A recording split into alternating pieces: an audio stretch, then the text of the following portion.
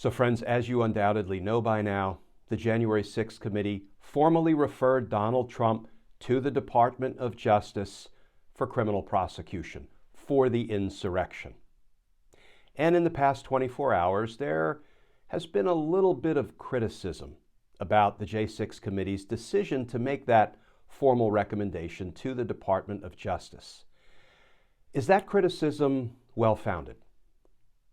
Let's talk about that, because justice matters.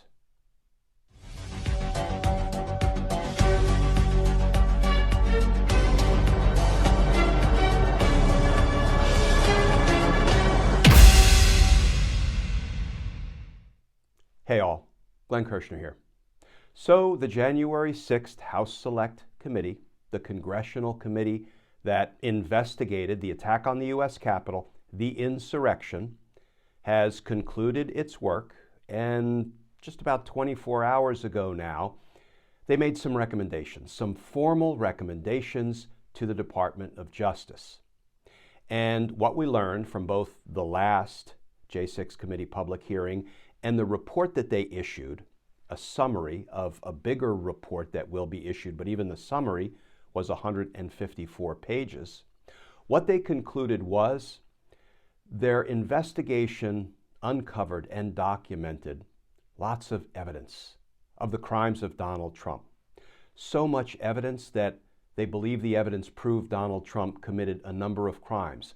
Therefore, that congressional committee made a formal recommendation to the Department of Justice that Donald Trump should be further criminally investigated and prosecuted for his crimes. And friends, since the J6 committee decided to make that formal criminal referral, referring Donald Trump to the Department of Justice for prosecution, there has been lots of discussion about the pros and the cons of making that kind of a referral. And there's been a fair amount of criticism.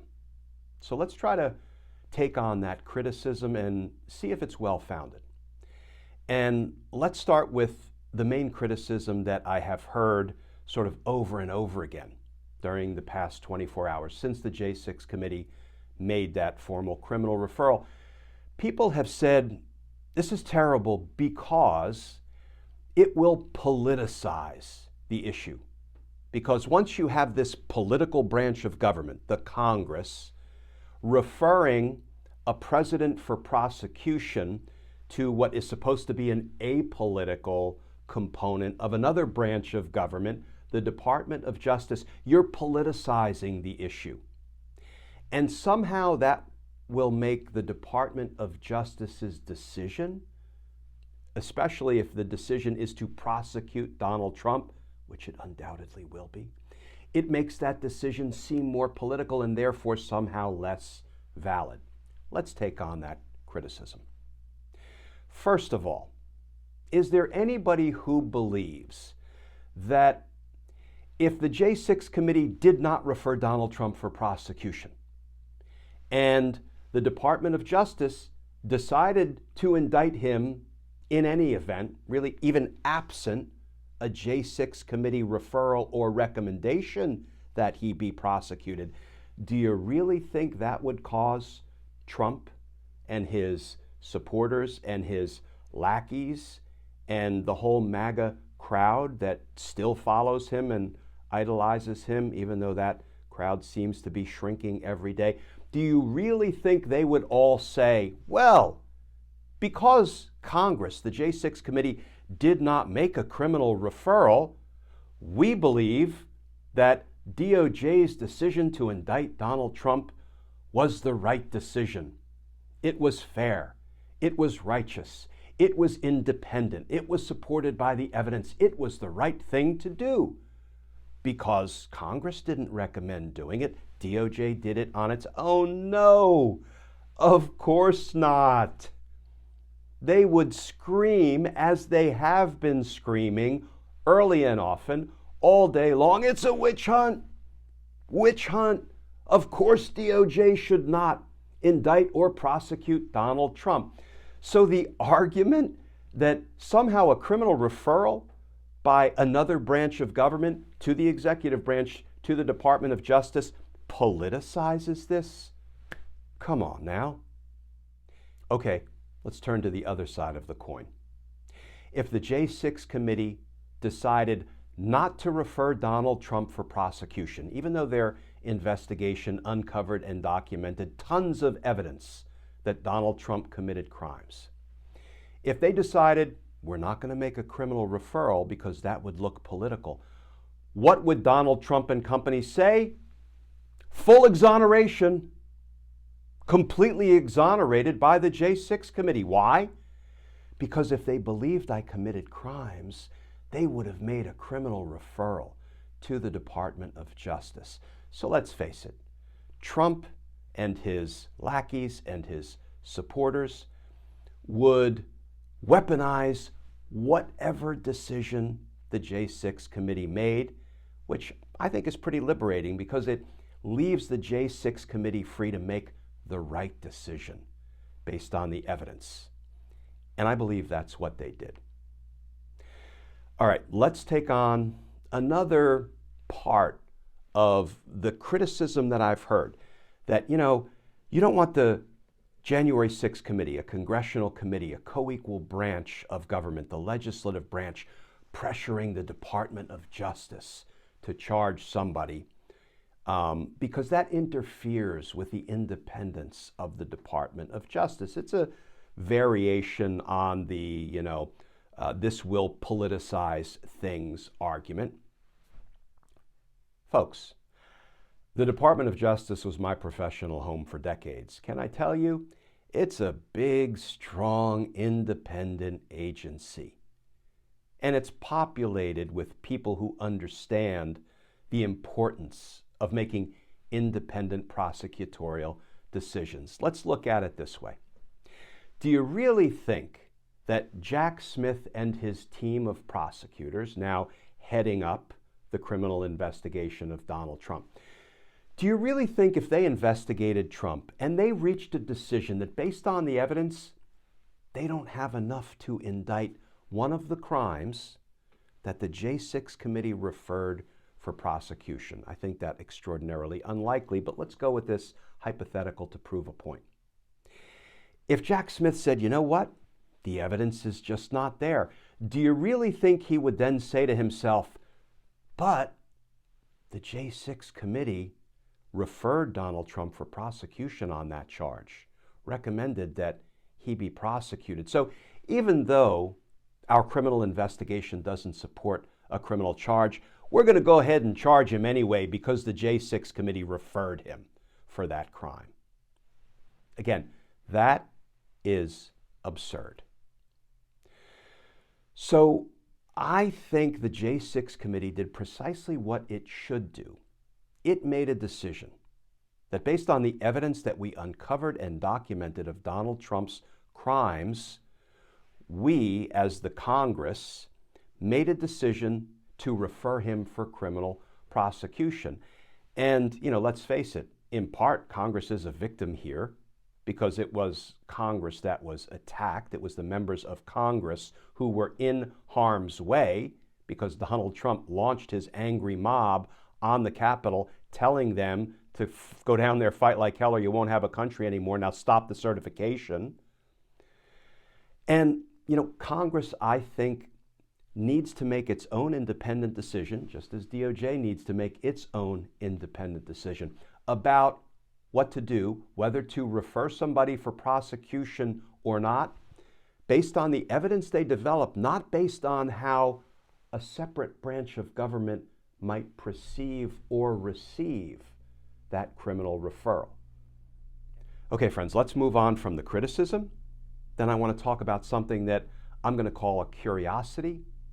And then we're going to finish up with something I think is a concern, something I find concerning about the way the J6 committee went about its business and announced its findings. The curiosity. I watched Representative Jamie Raskin, as I'm sure did many of you.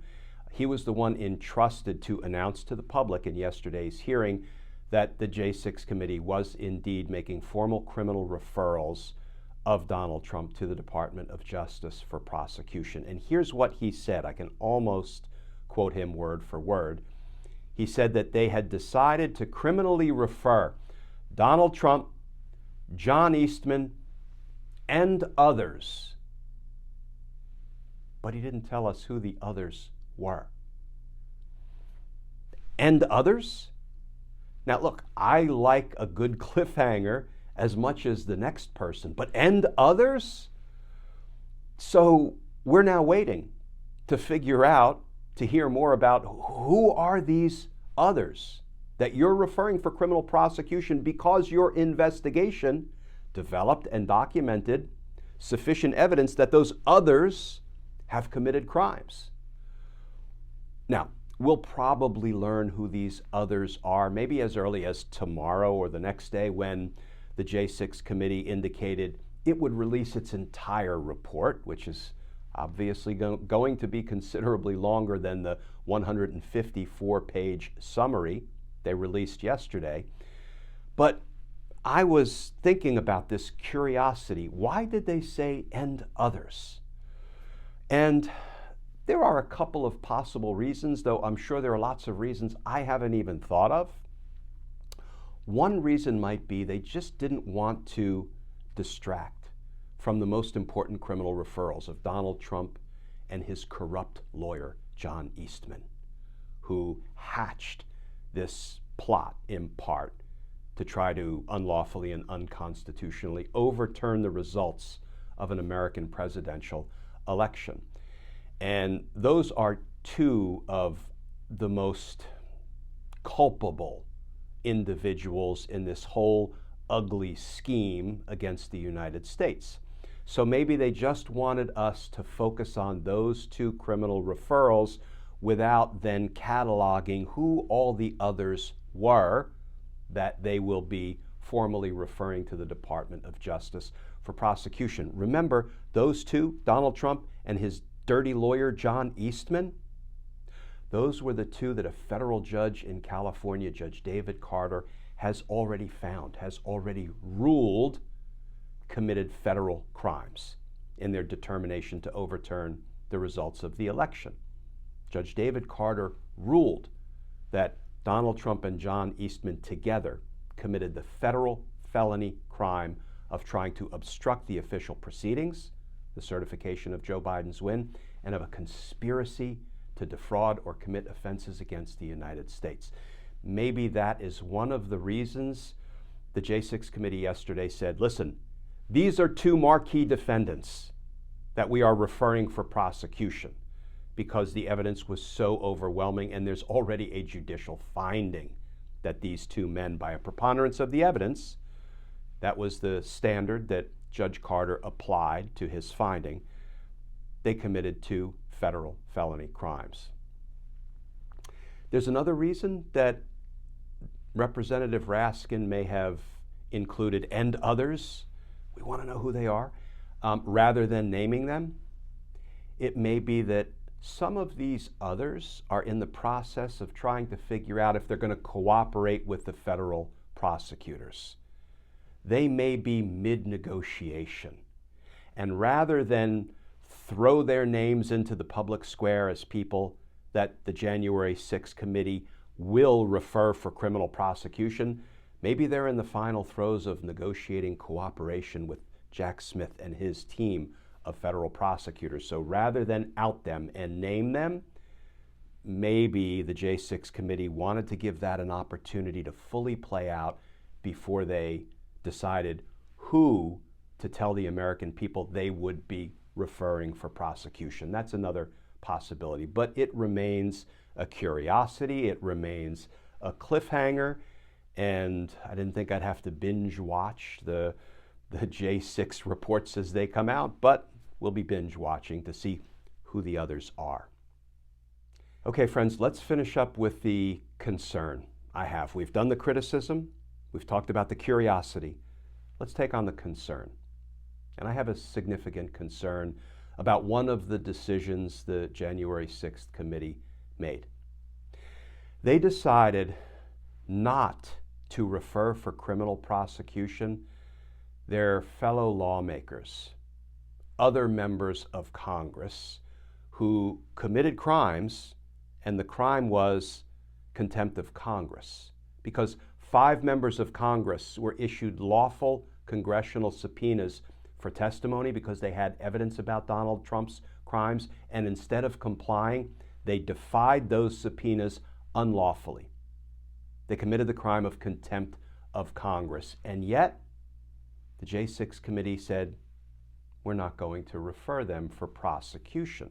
Now remember, the J6 committee and the full Congress did refer 4 other people for prosecution: Steve Bannon, Peter Navarro, Mark Meadows, Dan Scavino. These were not members of Congress. They didn't belong to the club. They weren't fellow lawmakers. And those 4 got referred for prosecution. But for the exact same crime, 5 members of Congress will not be formally referred for prosecution by the J6 committee. They are Kevin McCarthy, Jim Jordan, Scott Perry, Andy Biggs, and Mo Brooks. Now, what the J6 committee said is, we're going to refer them to the Ethics Committee, our own internal House Ethics Committee. We're going to police ourselves when it comes to the crimes those 5 members of Congress committed. We're not going to refer them for prosecution. How does that land with you, friends? Doesn't really feel like an equal application of the law. I know Congress is not empowered to execute the law when it comes to prosecution, but you know what? When you got the goods on 5 of your own, it seems to me fair is fair. You ought to refer them for criminal prosecution. But the J6 committee opted not to do that. They referred 4 of the 5 to their own internal House Ethics Committee for investigation and possible sanction. The one that they didn't refer, Mo Brooks, he lost his re-election and he won't be back in Congress come January, so I assume that's the reason they didn't refer him to the Ethics Committee. It may also be that Mo Brooks, who was one of the people who incited the insurrection on January 6th, together with Donald Trump and Rudy Giuliani and Don Jr., it may be that DOJ is preparing to prosecute him. Jack Smith's team is getting ready to indict him. I certainly hope that's the case, so maybe there's not that need to do anything further with Mo Brooks from the J6 committee's perspective. But boy, McCarthy, Jordan, Perry, and Biggs not being criminally referred for prosecution doesn't feel right, especially when 4 others who weren't members of Congress, who committed the precise same crimes as McCarthy, Jordan, Perry, and Biggs, were referred for criminal prosecution. 2 of them were prosecuted. Bannon and Navarro's being prosecuted. Inexplicably, Mark Meadows and Dan Scavino have never been charged by the Department of Justice, even though they were referred for prosecution. There is something that we can extract or extrapolate from that. When people say, oh my goodness, if the J6 committee refers somebody for prosecution, then DOJ is just going to buckle, going to give in, and going to prosecute them. Well, they're only 2 for 4 with respect to those 4 criminal referrals. Bannon and Navarro got indicted, Meadows and Scavino didn't, so apparently DOJ actually can exercise independent prosecutorial discretion even when the J6 committee refers people for prosecution. But all of that is beside the point. The point is, it's hard for me to understand why the J6 committee would do something that looks like they are treating their own members who committed the crime of contempt of Congress preferentially, cutting them a break, not holding them accountable fully the way they did others who committed the crime of defying subpoenas, contempt of Congress, because they referred those others for prosecution. I hope we're going to learn more about it. I hope we're going to get more of an explanation about that, because, you know, I say all the time that, you know, there is no justice if there's not equal justice, and this one doesn't feel like equal justice, though I don't want to let any of that detract from the remarkable investigation that the J6 committee conducted, the thoughtful way they went about making the criminal referrals they did make, and I'm glad they made them for Trump and Eastman and others. But I do have that legitimate concern, because I don't think we ought to have insurrectionists in Congress. Because justice matters. Friends, thank you for bearing with me through that rambling, lengthy video. Please stay safe, please stay tuned, and I look forward to talking with you all again tomorrow.